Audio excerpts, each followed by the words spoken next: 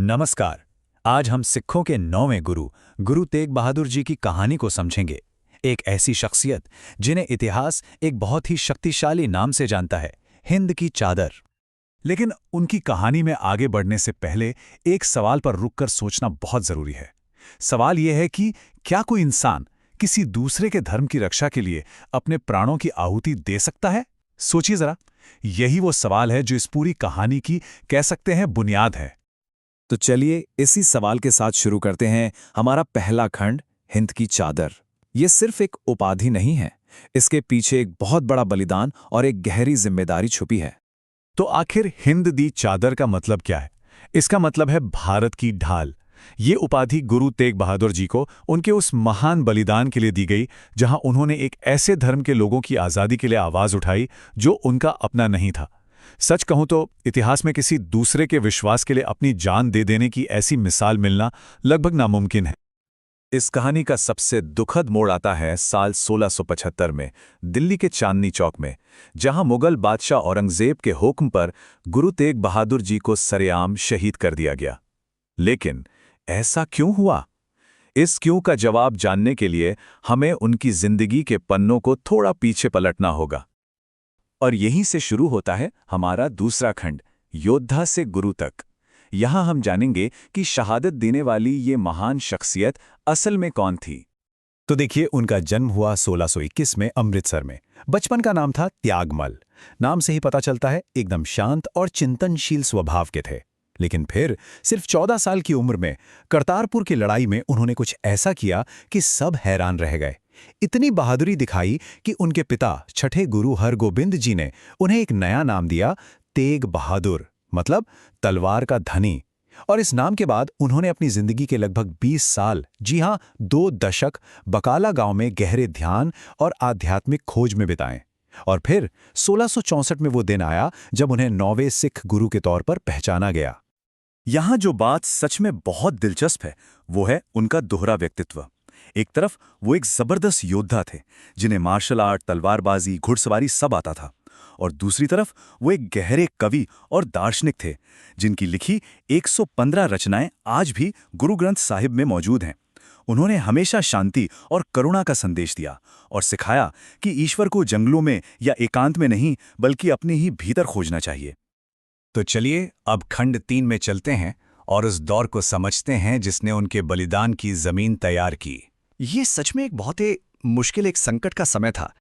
उस वक्त हिंदुस्तान में सियासत तेजी से बदल रही थी।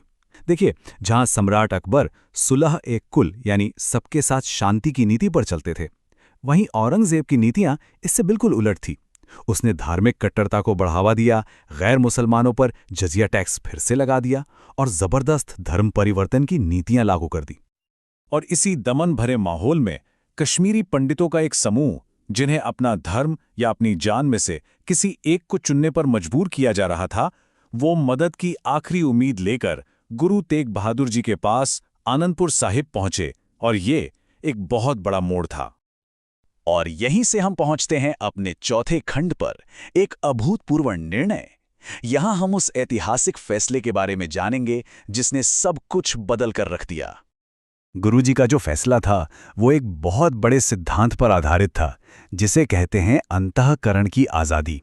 इसका मतलब सीधा सा है कि हर इंसान को अपने विश्वास, अपने धर्म को बिना किसी डर, बिना किसी दबाव के मानने का पूरा पूरा अधिकार है। ये आज के ज़माने का एक बुनियादी मानवाधिकार है। कश्मीरी पंडितों की वो दर्द भरी कहानी सुनकर गुरु तेग बहादुर जी ने एक ऐसा वचन दिया जो इतिहास में हमेशा के लिए दर्ज हो गया। उन्होंने कहा, यदि मेरा शीश धर्म की रक्षा कर सकता है तो मैं तैयार हूं। ये किसी और के धर्म के लिए अपनी जान दांव पर लगाने की एक निडर घोषणा थी। एक बात समझनी बहुत जरूरी है कि उनका ये कदम कोई राजनीतिक बगावत नहीं थी, न ही कोई फौजी लड़ाई। ये ताकत का प्रदर्शन नहीं था, बल्कि ये एक सिद्धांत की रक्षा थी। ये एक अकेले इंसान की अंतरात्मा की आवाज थी जो एक बहुत बड़े साम्राज्य की क्रूरता के सामने खड़ी थी। अब कहानी अपने अंतिम और सबसे भावुक पड़ाव पर पहुंचती है। खंड 5, सर्वोच्च बलिदान। तो जब उन्हें दिल्ली में गिरफ्तार किया गया, औरंगजेब ने गुरुजी के सामने कह सकते हैं कि 3 रास्ते रखे। पहला रास्ता था इस्लाम कबूल कर लो, दूसरा कोई चमत्कार करके दिखाओ, साबित करो कि तुम दिव्य हो। और तीसरा और आखिरी रास्ता, अगर पहले दो मंजूर नहीं तो मौत को गले लगा लो। बस यही 3 विकल्प थे। गुरु तेग बहादुर जी ने धर्म बदलने या चमत्कार दिखाने, दोनों से साफ इनकार कर दिया। उनका जवाब इतिहास की इस एक पंक्ति में आज भी गूंजता है, शीस दिया पर सिरड़ न दिया। मतलब उन्होंने अपना सिर तो दे दिया, लेकिन अपना विश्वास, अपना सिद्धांत, अपनी आत्मा का सौदा नहीं किया। उनकी शहादत एक अंत नहीं थी, बल्कि एक नई शुरुआत थी। तो चलिए खंड 6 में उनकी उस अमर विरासत को देखते हैं जो आज भी हमारे बीच जिंदा है।